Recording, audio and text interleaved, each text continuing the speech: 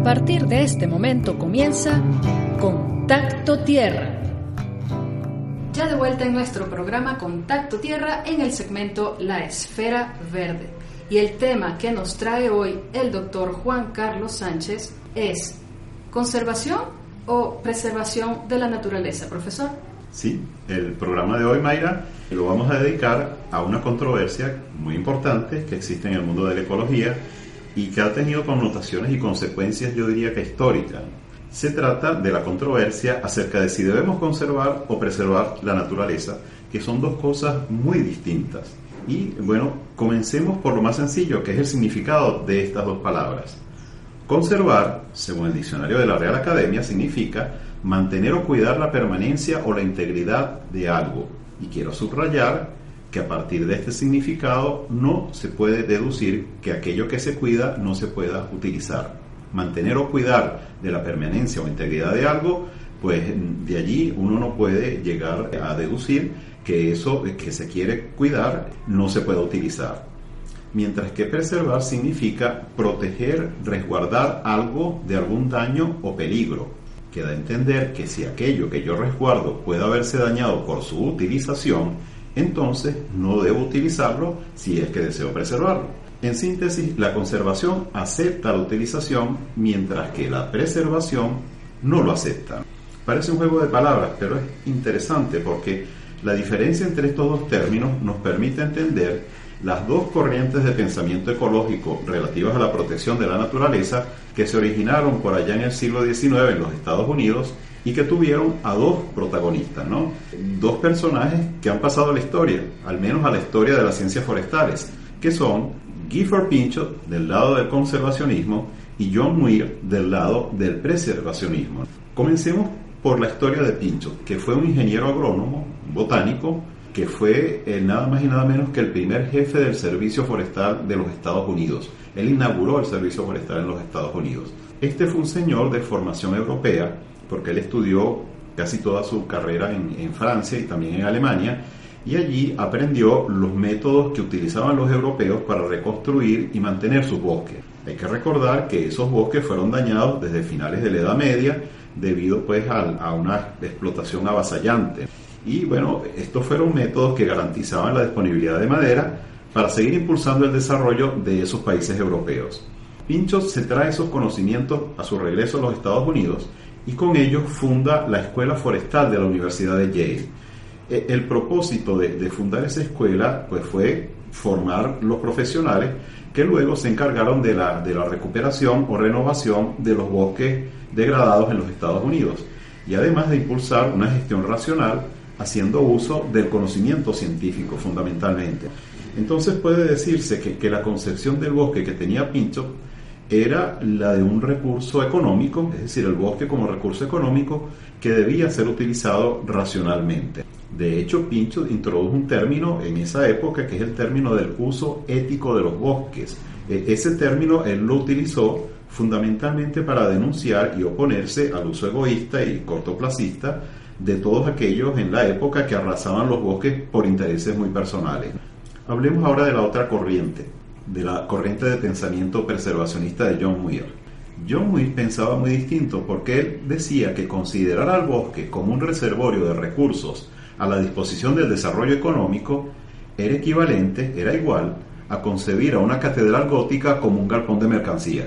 Es decir, un galpón donde uno mete y saca cosas, ¿no? Donde uno mete y saca mercancía. En este caso la mercancía sería la madera de los bosques, sin importar nada más.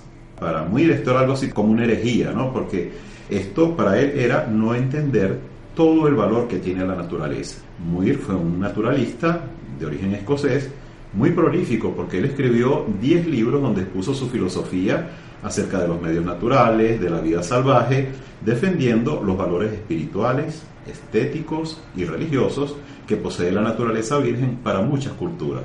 Habría que decir que Muir viajó por muchos países precisamente para aprender esos valores espirituales y religiosos que tienen los bosques para muchas culturas. Entonces, él regresa a los Estados Unidos y contrapone sus ideas a las de Pinchot, del que fue contemporáneo, porque ambos se conocieron y llegaron a ser amigos. Ellos solían pasear por los bosques en los Estados Unidos intercambiando ideas hasta que se dieron cuenta que tenían ideas muy divergentes y hasta ahí llegó la amistad entre estos dos personajes. Este señor Intsup afirmaba que la naturaleza pues posee valores intrínsecos y que por tanto debe ser preservada en su pureza original que en inglés tiene un término bien específico que es el wilderness. Bueno, ya la doctora Lisbeth Betelny nos va a dar más detalles más adelante en el programa acerca de esta noción del wilderness. Lo cierto es que se creó una controversia que se mantuvo por muchos años, una controversia entre la explotación racional versus la prohibición de intervención o de modificación de los bosques. Entendemos entonces que se trata, profesor Sánchez, de dos maneras distintas de actuar para proteger los bosques. En ese sentido, ¿cuál de estas dos maneras terminó siendo la más aceptada o la que más fue llevada a la práctica y por qué motivo? Bueno, Mayra, lo que siguió después fue que la controversia creó un cisma, es decir, una división muy profunda entre los movimientos de defensa de la naturaleza, entre las ONG. Por un lado estaban los conservacionistas defendiendo esa idea del uso racional o sustentable de los recursos boscosos apoyada en el conocimiento técnico, es decir, que era una corriente eminentemente utilitarista, de darle una utilidad a los bosques.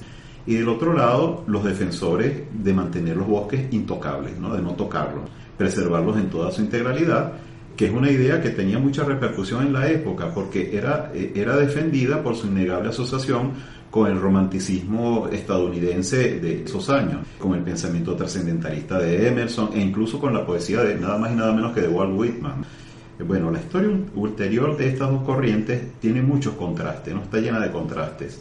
John Muir fundó el Sierra Club, que es, yo diría que la ONG de defensa de la naturaleza más poderosa de los Estados Unidos hasta el presente, ¿no? Se ha mantenido a lo largo de todo el tiempo, y que inspiró dos éticas ambientales contemporáneas. Primero, la del valor intrínseco de la naturaleza, que se opone pues a su consideración solamente para satisfacer requerimientos materiales humanos, y también la ética del wilderness o de la intocabilidad de los espacios prístinos, ¿no? De los espacios pues que se mantienen vírgenes. Esta filosofía obtuvo un logro trascendental en 1964 cuando el Congreso de los Estados Unidos adopta o aprueba la Wilderness Act, o yo la traduciría como la Ley Marco de la Naturaleza Virgen, que en sus postulados define a esa naturaleza virgen como un espacio o una tierra donde las comunidades vivas no han sido afectadas por el hombre y que deben conservar su carácter primordial en contraposición de los espacios dominados por el hombre. Para esta ley, la sola afectación que ha de sufrir la naturaleza es aquella que se deriva de las fuerzas mismas de la naturaleza. Cuando ocurren pues eventos climáticos extremos, ese tipo de cosas, pues son las únicas que pudieran afectar a los medios naturales.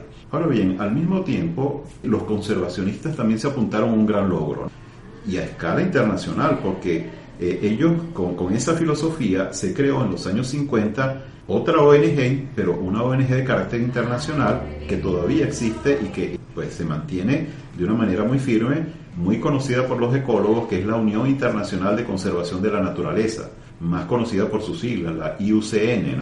Esta es una ONG defensora de la tesis según la cual hablar de la naturaleza es lo mismo que hablar de desarrollo.